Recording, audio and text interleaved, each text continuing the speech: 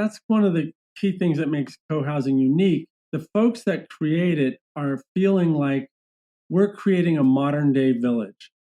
But this was the concept that now we have to consciously create what used to happen naturally. Welcome to the Tiny House Lifestyle Podcast, the show where you learn how to plan, build, and live the tiny lifestyle. I'm your host, Ethan Waldman, and this is episode 228 with Charles Durrett. My guest, Charles Durrett, literally coined the phrase co-housing, and he has designed over 50 co-housing communities in North America and has consulted on many more around the world. In this interview, we kind of do two parts. First, we talk about the basics of co-housing. What is it? How does it get set up? How does it get funded? And I think this information is very applicable to those of you who are looking to live in tiny house communities because the model really does apply. And then we actually turn to looking at tiny co-housing as a solution to homelessness, which is the focus of Charles Durrett's new book. So we talk about how you or any concerned citizen can use a tiny co-housing model as a way of solving homelessness in their town or area. And we talk about how tiny houses can be used for co-housing for everyone.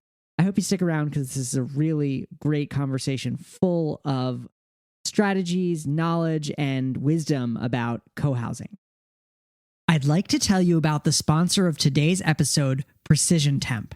Precision Temp is making one product to solve two issues that I know everyone deals with in a tiny house: running out of hot water and heating your tiny house. Precision Temp has made the amazing Twin Temp Junior propane tankless water heater, which provides unlimited hot water for your tiny house and hydronic heating. This means you get warm, heated floors so there are no cold spots. It's designed specifically for tiny houses and features whisper quiet operation as well as high efficiency. If you want more information on how Precision Temp can help make living tiny easier and more comfortable, visit precisiontemp.com. While you're there, use the coupon code THLP for $100 off the Twin Temp Junior plus free shipping. That website again is precisiontemp.com, coupon code THLP for $100 off the Twin Temp Junior plus free shipping. Thank you so much to Precision Temp for sponsoring our show.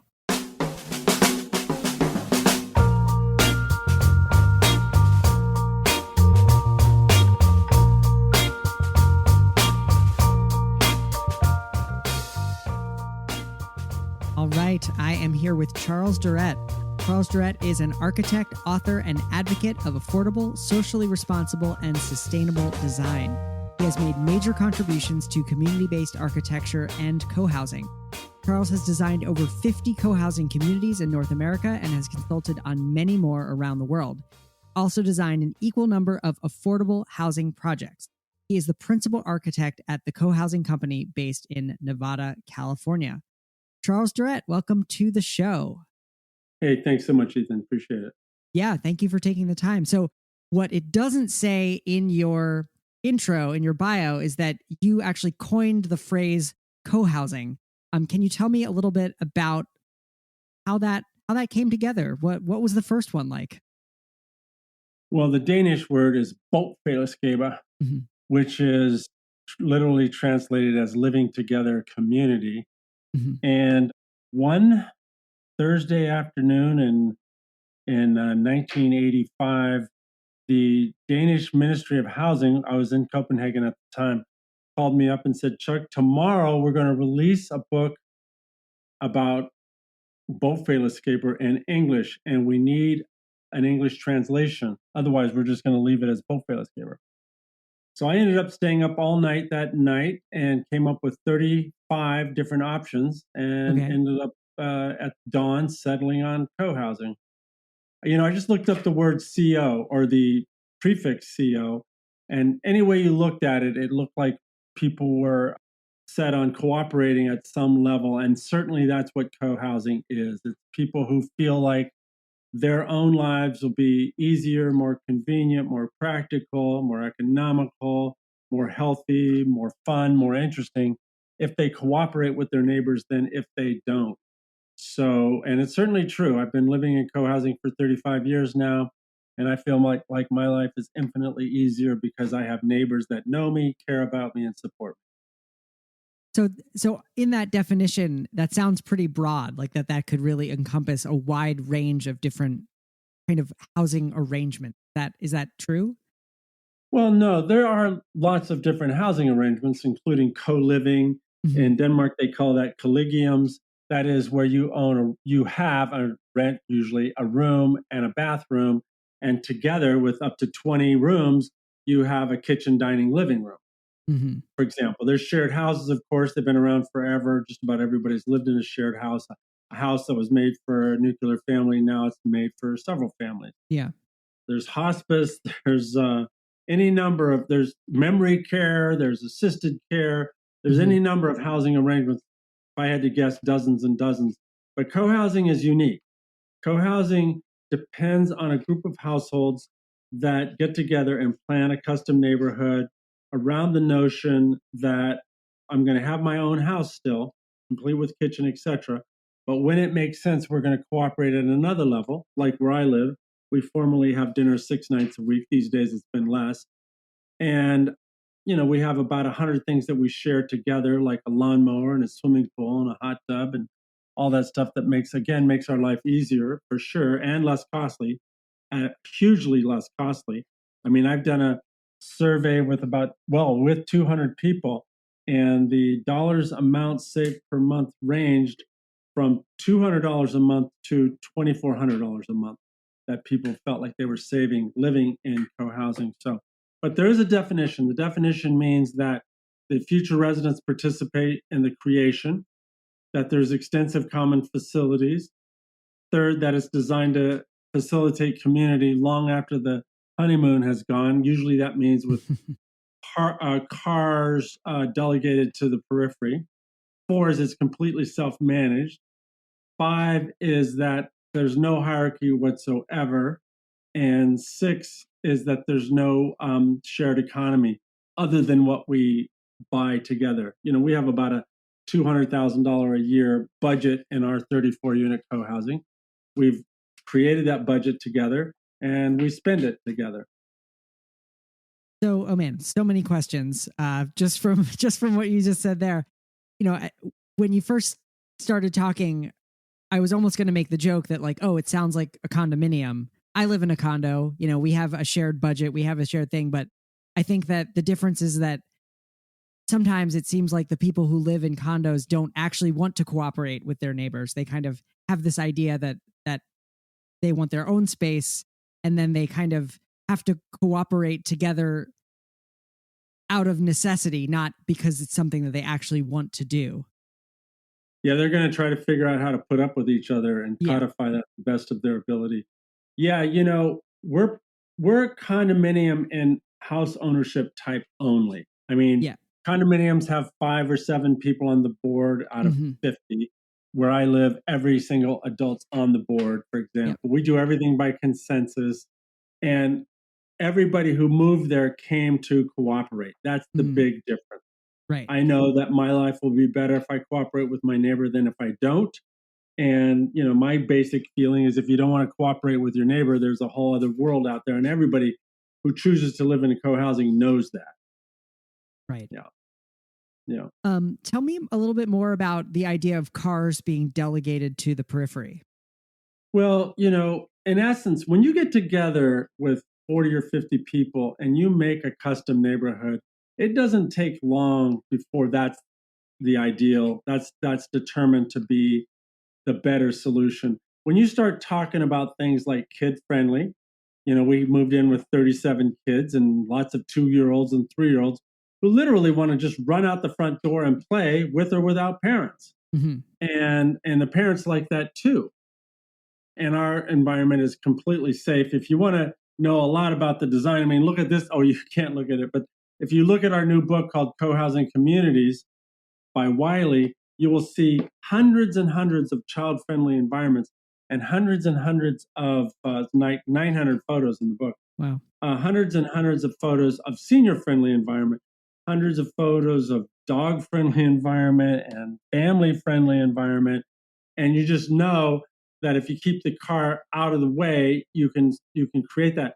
Interestingly enough, in the design of 55 co-housing, nobody has ever asked me for anything close to a typical suburb, basically, where you have your own house. I mean, if you bring the cars in, you not only bring in the threat, the physical threat, but also the noise and the smell.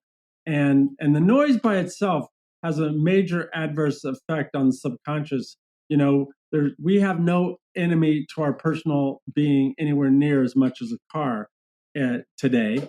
And it reminds me of, I've been to the Serengeti Plains in Africa. And when you're there, it's the roar of a lion that makes your buttocks quiver a little bit. But in this country, it's the roar of a motorcycle or the roar of a hot rod or just the car that you're constantly looking around to make sure that you're safe from. And it doesn't take long for people to realize that villages historically didn't have cars going through the middle of them, so we don't want this village. In fact, that's one of the key things that makes co-housing unique, in that the folks that create it are feeling like we're creating a modern day village. And that's what makes it unique. And theoretically, the first one was built in 1972. Of course, there were villages long before that.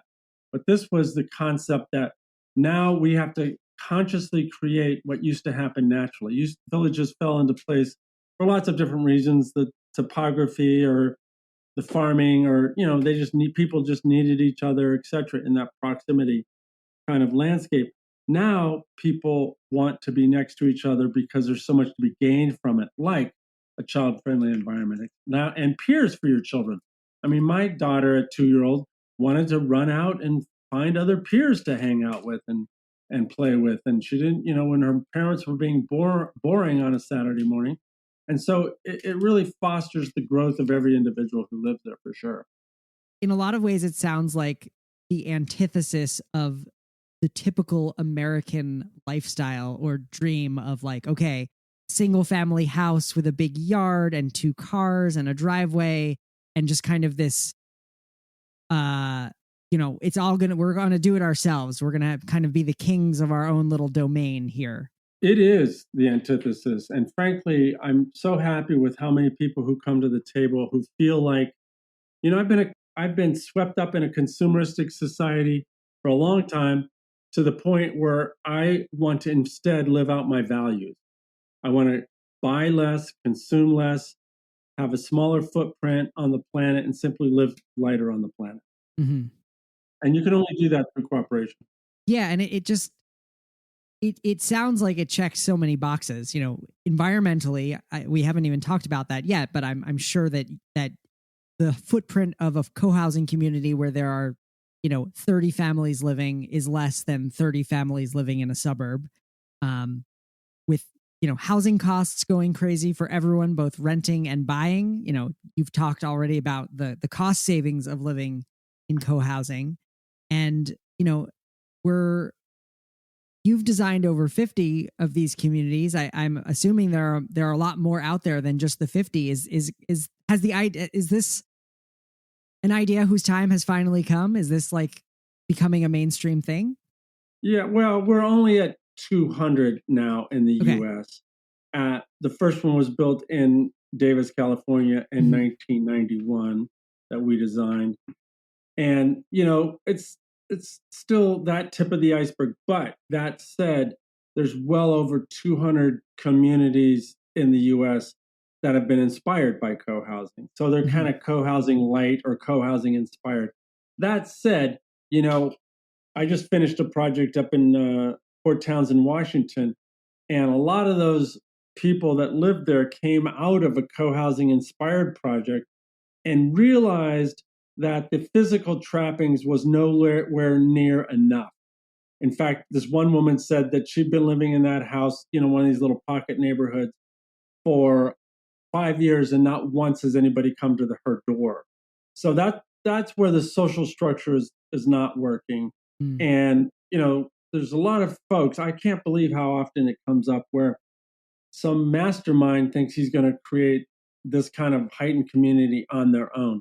I've done 55 and I still don't do it on my own. I don't want to do it on my own. I want to do it with future residents for 2 main reasons. One is that design process is where the community is built, not brick by brick, but decision by decision. And that decision-making scenario means that serious relationships and serious kinships are being created. And then number two, I never design it as well without them as I do with them. You know, when people bring real experiences, real values, real intentions to the table, you know, community is complicated, villages are complicated. We don't even, you know, if you look at an average village, you don't even begin to see the complexities built into that scenario. If you look at the new book, I've shown a bunch of ancient villages, and you can't even begin to read the complexities because you probably don't begin to know anything about that culture that was living in that village. Mm-hmm. Well, the same is true of co-housing. You know, there's just a complexity like a well-honed machine that really fits like a glove instead of a grocery bag. You know, number one is the lowest common denominator, and that's why single-family houses grew to be as popular as are, because you don't have to think at all in that scenario. All you have to do is be lonely, watch TV, play Nintendo, and, you know, go to the lake for the week and take your boat. But co-housing is a lot more complicated than that. Yeah. Can you talk more about the idea of no shared economy? What does that mean? Well, it means that, you know, just because I make more than the person that lives next door to me, that's my business. It's nobody else's business. Mm-hmm. And, you know, that just goes that's all the way around. That said, we had a single mom who moved into our co-housing, and then she rented 1 bedroom and then 2 bedrooms. And then the rest of the co-housing found a way for her to buy a house when that couple that she was renting from died. So the people take initiative on the economy, but they do it as individuals and at their own inclination, and because they start to care about people. Co-housing is really based on the notion that people give a damn about each other, not because they have to or they should, but because they grow to based on having things to do together. Like this weekend on Saturday, we've got to do a bunch of fire safe work. Well, because we're in Northern California. It's actually Nevada City, California, by the way. But anyway, and you know, we'll cooperate in doing that. Well, everybody up here in this part of California has to do fire safe work around their house, cut down the bushes, cut down the grass, and etc. But it's a lot more fun when you're doing it with 33 other households, not by yourself. Yeah. And so, are you, as a community, doing the physical labor together, like the landscaping and the fire safety work and that kind of stuff? Or do you sometimes decide collectively, okay, we're going to hire a landscaping company to come in and, you know, maintain our lawn? Precisely. I mean, it's very much a hybrid. Okay. I mean, people only do what they can, for example, and some people have the tools we need, etc. So, yeah. How, I get the sense that each one is different, especially when you know, you're working with the people who want to live there to design it. Is there an average, or I don't want to use the word average, but is there a typical kind of layout or house size, unit size for these co-housing communities? Well, it's interesting. I've been showing this slide when I start with a co-housing community. I don't remember what page it's on, but there's an ancient Chinese village in our new book. And I basically tell the group when we start that it's probably going to look like something like this. And because so many of them have. The first one in the US looks like an ancient Chinese village, frankly. You know, a pedestrian row with buildings on both sides and a larger place to meet at. In that case, it's married with the culture, the land, the topography, and the farm. In co-housing, you know, we can't turn our back entirely on the car, but we are very much reflective of who we are, mostly as pedestrians and in wheelchairs, etc., not as a beast roaming around in a 4-wheeled 2-ton piece of steel. I think it's on page 16, right. The image that most co-housing communities gravitate towards. If you're able to share that with me, as an image. I can put it on the show notes page for this episode, just so people who are listening can check that out and see what we're talking about. Okay. And that is a more rural or suburban solution. Okay. Obviously, we just finished a project, 20 units in downtown Santa Cruz, California. That's 20 units on 0.24 acres, on a quarter of an acre. Mm-hmm. So, 4 stories, 3 stories above parking. And that's a reality. And in Sweden, there's co-housing that is like the second and third floor of a 10-story high rise. So there's no limitation based on the architecture. There's just, because even in those settings, you can design it to function well. Right. In terms of size, is there a number that seems to work really well, and when it gets either too big or too small, it's just there aren't enough people, or there's too many people? Yeah, thanks for asking that. And it's kind of a lengthy conversation. I will give you a piece of it, but I hate to advertise this book again, but I really go into the detail about that because it makes a big difference. The Danes would say, and they have a lot of empirical data on this. The Danish co-housing has many hundreds more co-housing than we'll ever have. I don't know. They have a proclivity towards it, and they would argue never more than 50 adults, because getting and it's hypothetical, except they have empirical data on it. They've built one at 36 houses that they decided to lower the number. And they built another one where they built 2 common houses because it worked better with 2 common houses. So that's a significant cost, to build another common house. So anyway, they have great data on it, and they don't build any more at all since the early 70s that have more than 50 adults. So 50 adults means that you have that number to get consensus with.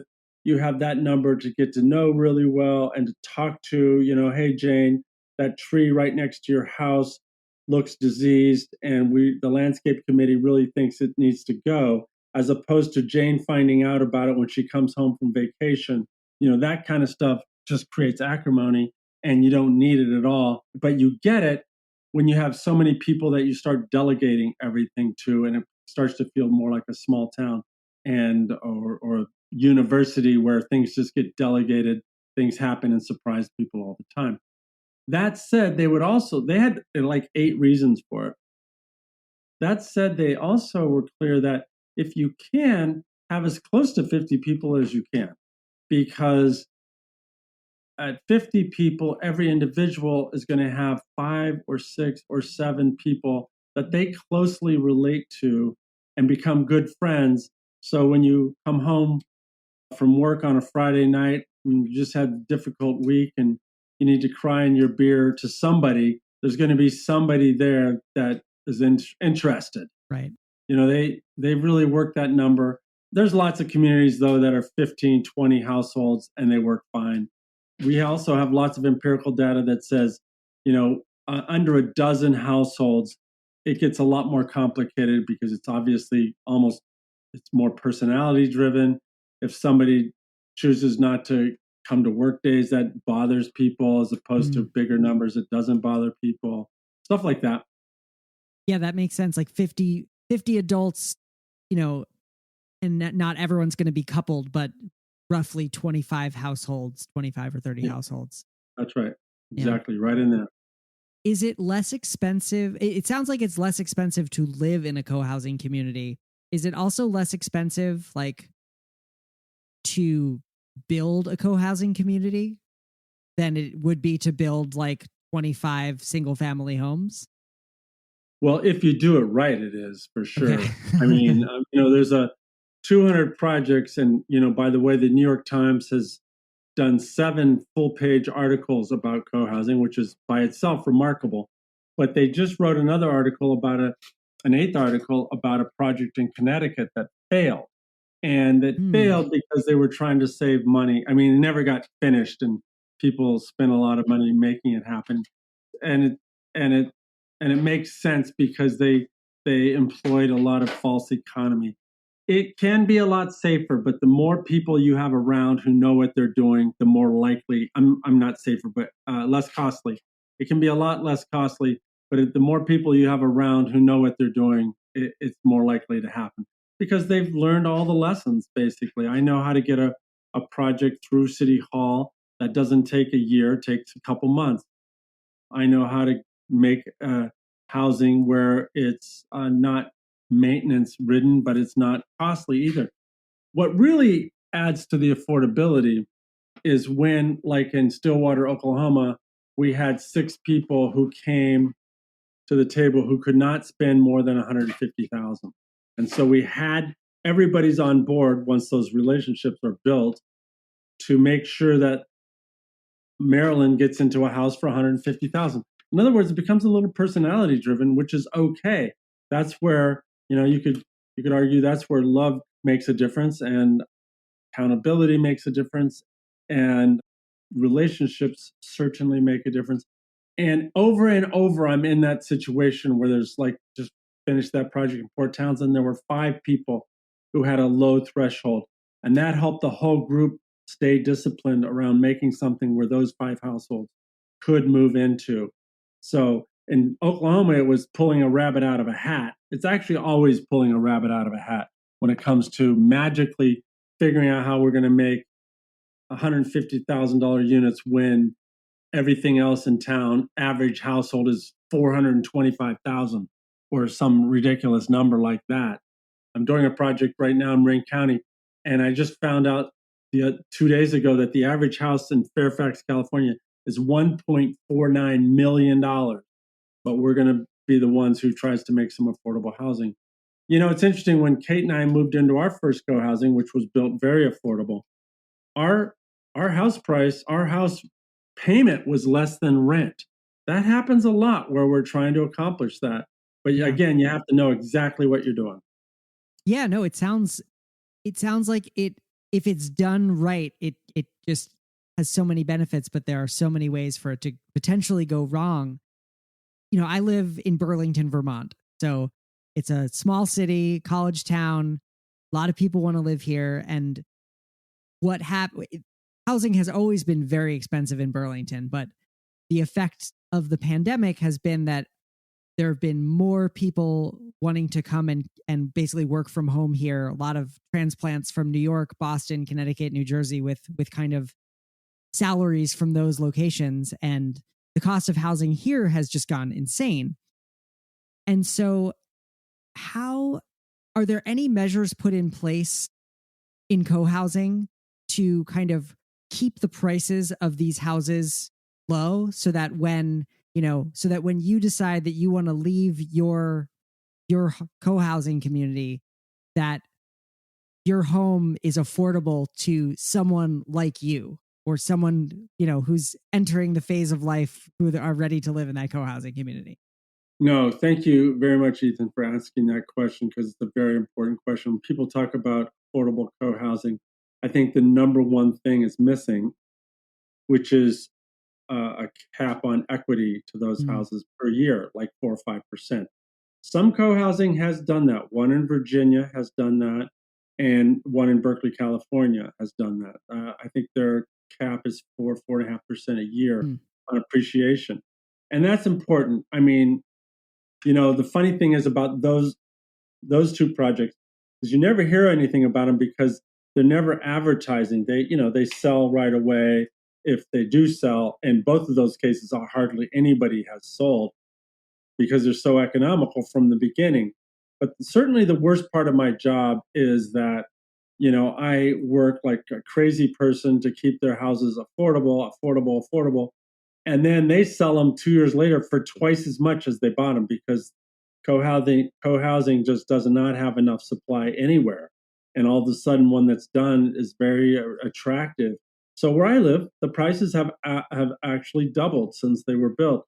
And it's very destabilizing to the community. Somebody wants to be entrepreneurial and go start a second career. They just take a ton of equity out of their house and go that way. So, anything we can do to promote equity caps in the future, it's the way to go.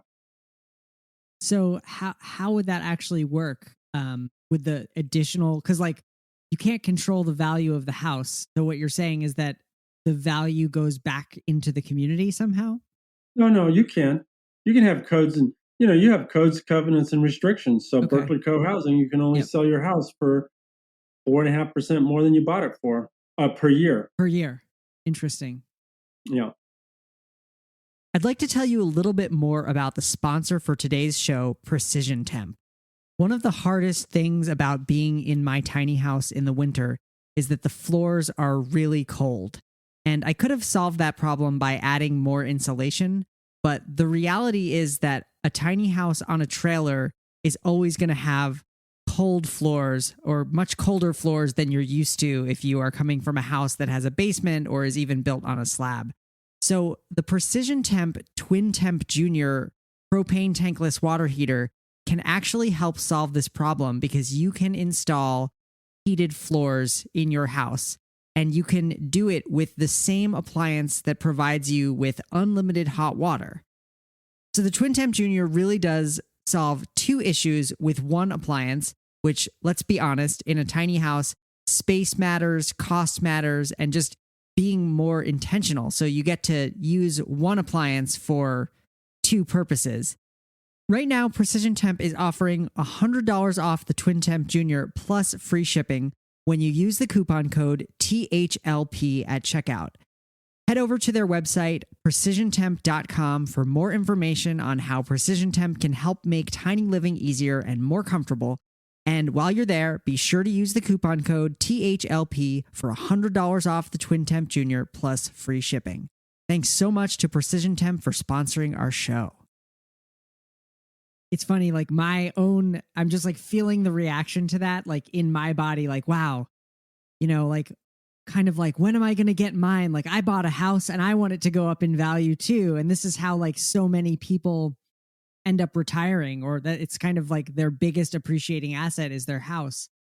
But I guess you kind of are flipping it on its head and saying, like, you're not going to make a huge like killing on this house in terms of like, it's not going to triple in value and you're not going to get to cash out, but also your expenses while you're living here and your lifestyle while you're living here are going to afford you a different lifestyle.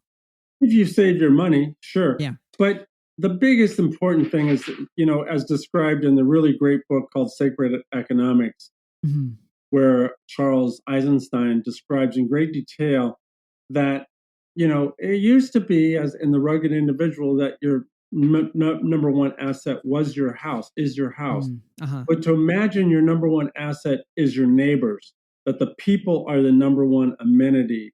That's a little bit of a new paradigm, but it's dead obvious when you live in a co-housing. Yeah. I don't actually plan to sell my house. I'm going to die there. We've had 7 or 8 people that have died in their house already. Meg died 3 weeks before her 100th birthday. And, and she was dead clear, no pun intended. She was very clear that her neighbors were her number one asset. And I think most people where I live feel that way.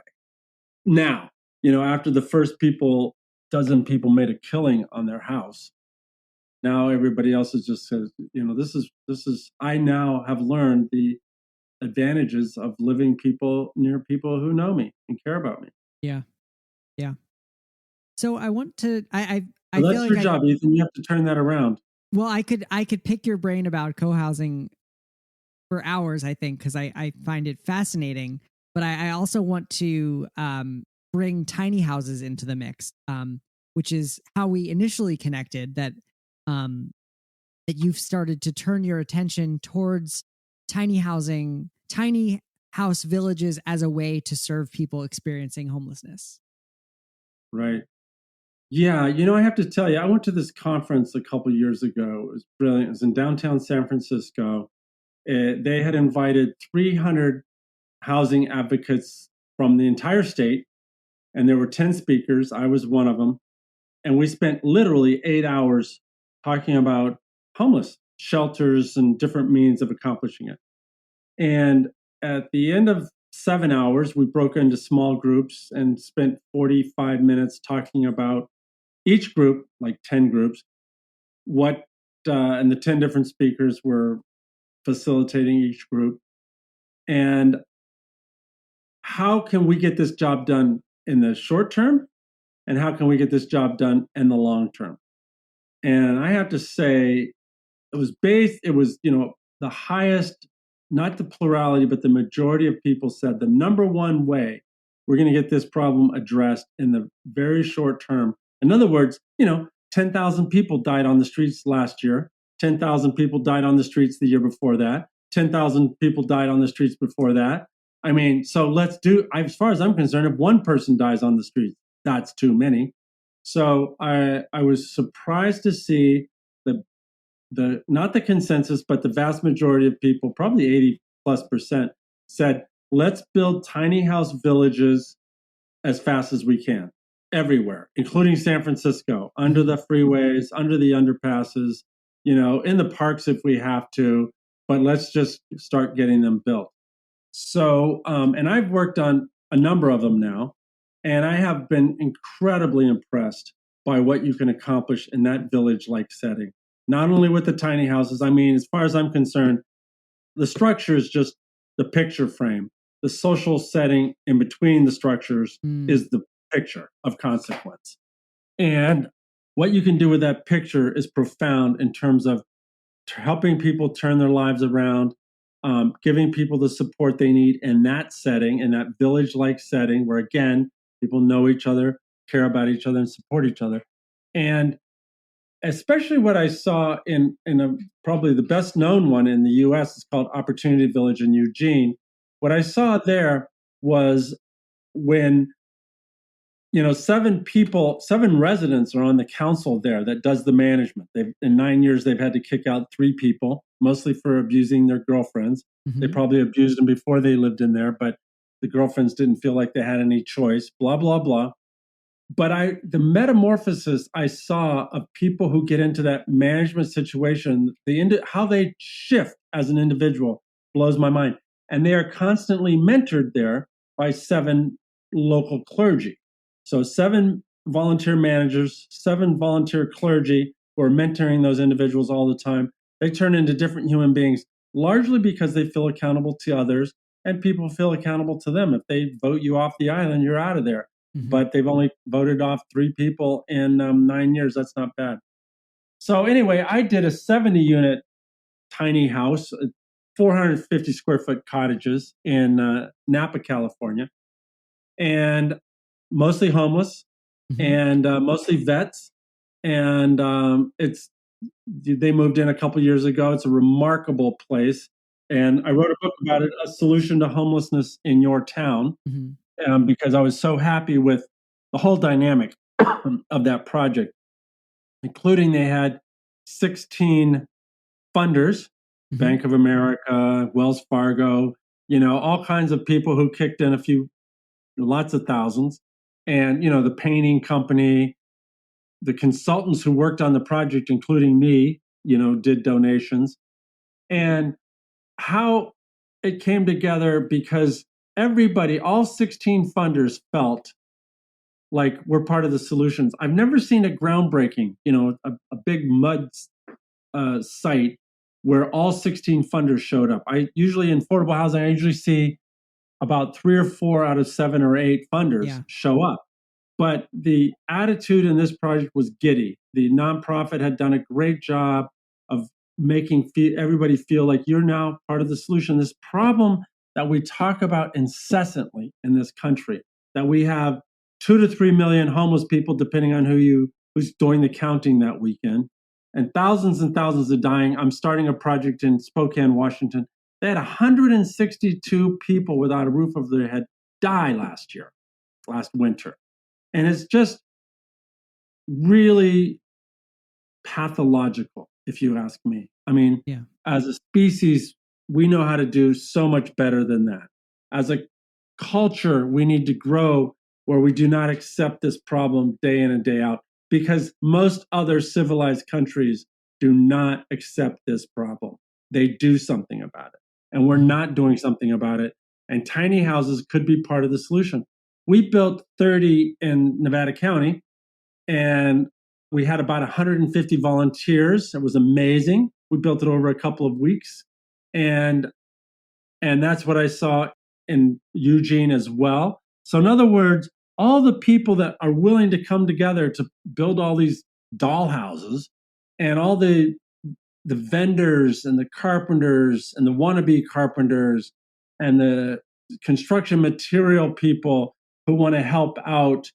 And usually all it comes down to is a city or a county that says, hey, look, I've got a couple of acres that you guys can lease from us.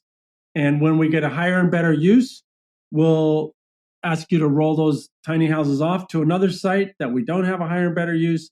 But in the meantime, we need to help these people get on their feet and stop dying. It's just wrong. Sometimes I feel like it's almost calculated. All these people won't get their Social Security, so we'll all save money. I mean, this project in Napa, 100% of them are on Social Security, but now they can get their Social Security checked because they have an address. Right. When we did the grand opening on that project, again, all 16 funders came, and Matt got up to the podium, one of the new residents, and said, that freeway you guys drove in to town to come to this grand opening of almost 200 people. He says, I slept under that off-ramp for 6 years, and I'm a Vietnam vet. Under those circumstances, everybody there sees that we're wrong as a society. We need to get this boat upright. And that not only takes empathy, it takes a process. So I did the absolutely best I could to write about a process in that book called A Solution to Homelessness in Your Town, which, solving that kind of problem only takes two things: a vision of it's being solved and a clear set of steps. And that's what I tried to do in that book. Nice. So philanthropy is wonderful. And it sounds like the villages that you've worked on, you've had funders like the Bank of America and various people.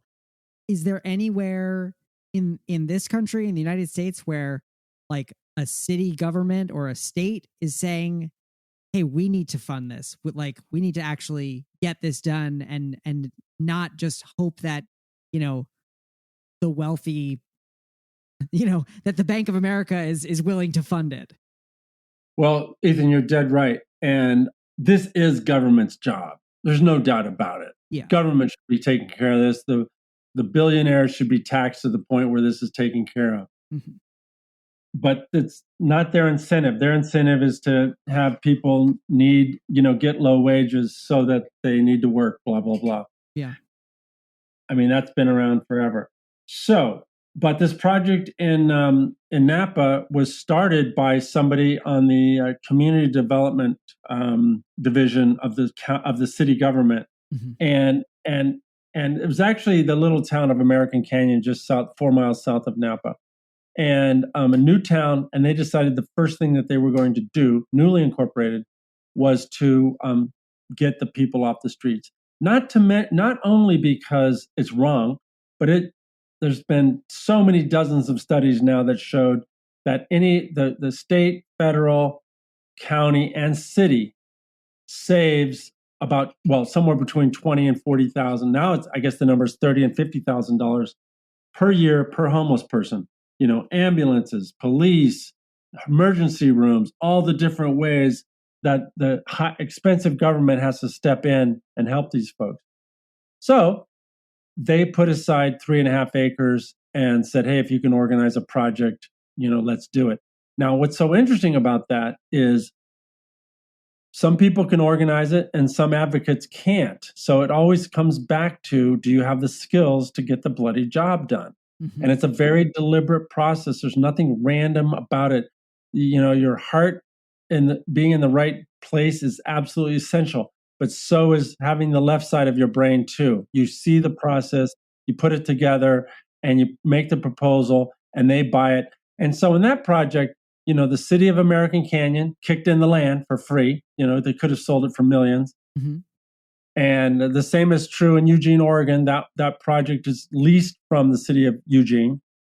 And that was won over the city as like $1 a year. And it was for the city of Eugene. And the first year, 9 years ago, it was an 8-1 vote. And since then, it has been a 9-0 vote every year to allow that project to stay there. especially when, the management has done really well. They've had no police calls there, which blows my mind by itself. Yeah. Every neighborhood has police calls, but their management does a good job of helping set people up for success and mitigate concerns, blah, blah, blah. In American Canyon, the state gave money, the feds gave money, HUD gave some money. Mm-hmm. So when you get organized and you look organized, you'd be surprised how many people want to be part of the solution. Sometimes the nonprofits or the philanthropists are the seed money to make it look like you have your act together. But then when you apparently have your act together, people are pouring money in this problem. And the biggest problem in the US now, I think, that gets in the way of this being done well is how many towns are wasting money on this topic. They build, like San Francisco, they spent millions on a new navigation center that, the homeless didn't want to be navigated. They needed a roof. And so that thing got abandoned, so over and over and over again, governments tend to not have the best ideas, but they do have the money if you look like you can implement your ideas. Interesting. So I interviewed someone from Square One Villages who they are the people who put together Opportunity Village in Eugene. Village, yeah. And what I found fascinating is that that there's some crossover, that they build villages for people experiencing homelessness, and then also there are villages that are for people who are very low income or low income. Yeah. Is this, it seems like there's the possibility for this to either trickle up or trickle down, or both. Like you could start with villages for people experiencing homelessness and then say, well, people who are very low income also deserve housing, also are struggling. So can we use the same model to support them? Yeah, it's an interesting question. I mean, the project, that my book is about, a solution to homelessness in your town. Mm-hmm. The 70 units, everybody's on Social Security, and their rent is 1/3 of their check, basically. Mm-hmm. So that's turned out to, accommodate most of the costs, et cetera, et cetera. So that's probably the most expensive one I've worked on. The rent is a couple $100 a month. In Opportunity Village, I'm pretty sure it's the same now, but it started out at $30 a month. Maybe it's $40 a month, but that's, virtually no income. But you do have to do something, even if you just save cans, to get the $40 a month. Trickle down has been something we've been trying to do since Reagan. And I think we need to trickle up, more like Square One did. And in other words, And, the cool thing about Square One is some of those people who lived in, quite compromised little tiny houses. I mean, 8 by 12 with no heat, no light, no plumbing, no nothing. They were $8,000 a piece. The thing I love about that project the most is that the residents working with the city figured out how to get fresh water. Previously, it was trucked in. Figured out how to get sewer. Previously, it was trucked out.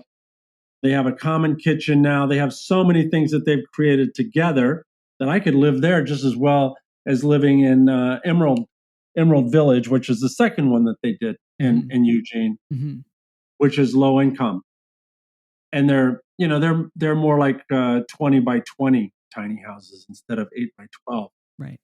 And sure, I think you can go both directions, but I really like starting from the bottom and going up, because what I saw when we built our 30 units here is how many volunteers you can get to build these things, because I think everybody's sick of the homeless problem.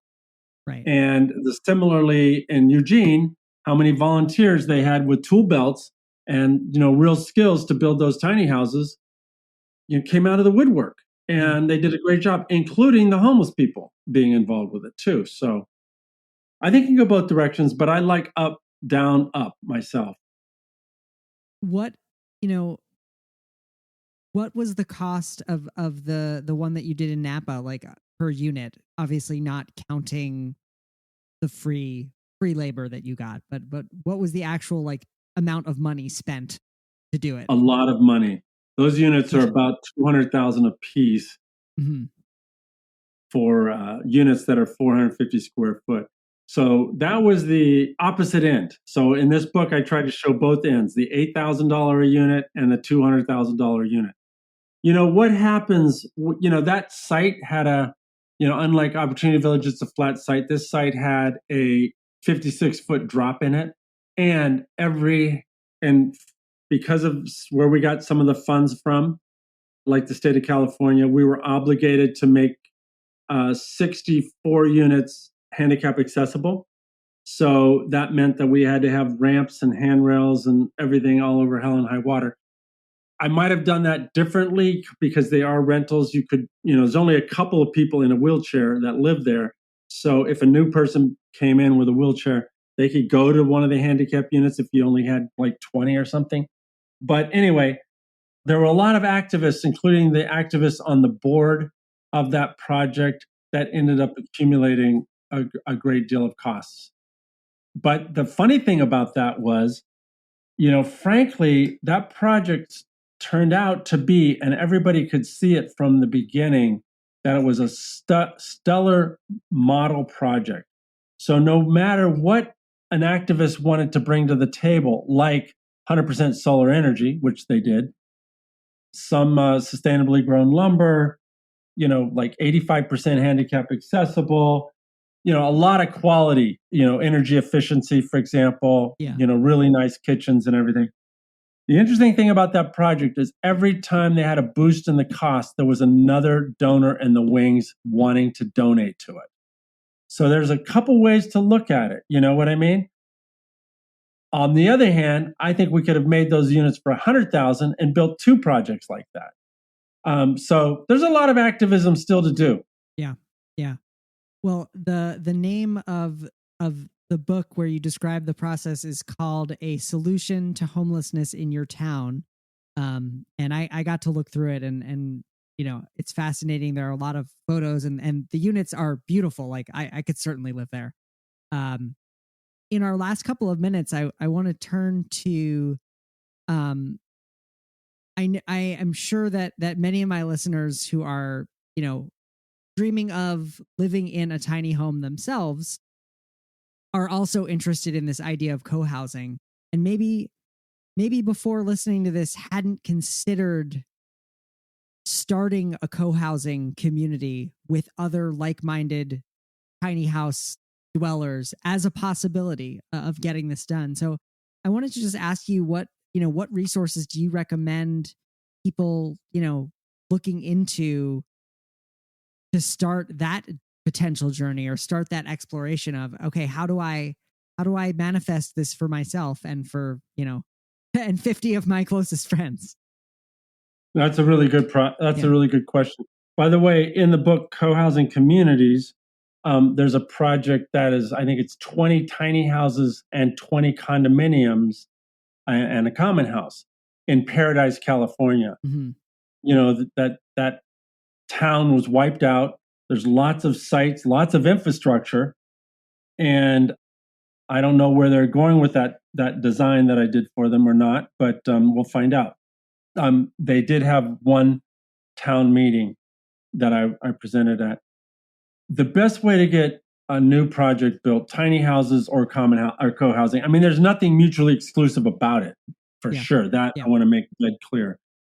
And co-housing communities across the board are quite varied. There's sometimes these little cottages, sometimes they're usually, when a group gets involved, like where I live, 34 units, it's amazing to me. We had people moving from 100 acres, lots of people moving from 20 acres, and all of a sudden we were doing buildings attached to each other because of the energy efficiency, because of the community, the more likely you were to walk next to each other, because the desire to leave real open space, not all this residual space between the tiny houses. We ended up making attached units. Energy efficiency alone, infrastructure alone, costs alone, it was just a lot less costly than spreading out the infrastructure. So anyway, but they're not mutually exclusive. And tiny houses by nature are smaller and therefore closer. So there's no reason not to do that. But what I would do, and the way most co-housing projects get built, tiny house or otherwise, it's some person in your town, one individual. Every project starts with one individual who says, you know what, this is how I want to live. And then they get the books into the local bookstores, Creating Co-Housing, or the new one called Co-Housing Communities. And they put a little flyer in the book that says, hey, if you're interested in this at all, give me a call. And, 2 or 3 people call them, and then they say, okay, let's have a meeting. And then they say, okay, let's have Chuck or Katie come out and do a presentation. These days, I was in Anchorage, Alaska a few years ago, and they had 300 people. That's kind of par these days when I do a public presentation for co-housing. So, and 200 to 300 people, you get that many people in the room talking about co-housing, you're going to have 40 or 50 people who want to get started. Yeah. And so, they usually call me up, and, I charge them a flat fee and the cost and whatever costs there are. And now the Anchorage group lives there, basically. They just was one woman, Mary Minor, who decided, hey, I've got a child that needs to be living in a community, not here watching TV. And she is very communitarian too. So she had me come up. She got enough money together to get me up to Anchorage. 300 people showed up. I think we did the Getting It Built workshop, with at least 30 people. And now they live there. Wow. That's a very deliberate process, and we try to be as deliberate as possible. In other words, only takes 2 things: a vision and a clear set of steps. Excellent. Are there loans for co-housing communities? Like, I'm not imagining. I'm imagining that all 30 of those people, for example, didn't have a spare $150K in cash sitting around that they could put up for the community. How much did you say? I said 150,000 because you that's nowhere near. And that's nowhere near as much as you need. Yeah, no, that's how much you're buying your house for, right. And usually you would only have a 20% down, so they'd have to come up with 30,000, and that's still real for a lot of people. Oh yeah. So, but that's the duration of the project. This is a long topic, Ethan. Yeah, I know. That's why we do a 2-day workshop just on this topic, because we hire these fantastic mortgage brokers who tell people who don't have a pot to piss in how to buy a house. Yeah. So that's a long topic, but they do it. Davis, California, 23 out of 26 households were first-time homebuyers. And the project in Vancouver, Washington, when the average house price was $778,000, was started by a 29-year-old woman who just had the tenacity to get the job done and did get it done. It's on the back cover of the new book. So step number 1 is don't negotiate against yourself. You can probably do it if you put your mind to it. Nice. Well, as I said, I could pick your brain about this all day, and you've been very generous with your time, and you have many books that people can check out if they're interested. There's Creating Co-Housing, there's Co-Housing Communities, and there's A Solution to Homelessness in Your Town. Charles Durrett, thank you so much for being a guest on the show today. Ethan, great job, my friend. Thank you very much. Thank you so much to Charles Durrett for being a guest on the show today. You can find the show notes, including links to all of Charles's books, over at thetinyhouse.net/228. There you will also find a complete transcript of this episode. Again, that website is thetinyhouse.net/228. Well, that's all for this week. I'm your host, Ethan Waldman, and I'll be back next week with another episode of the Tiny House Lifestyle Podcast.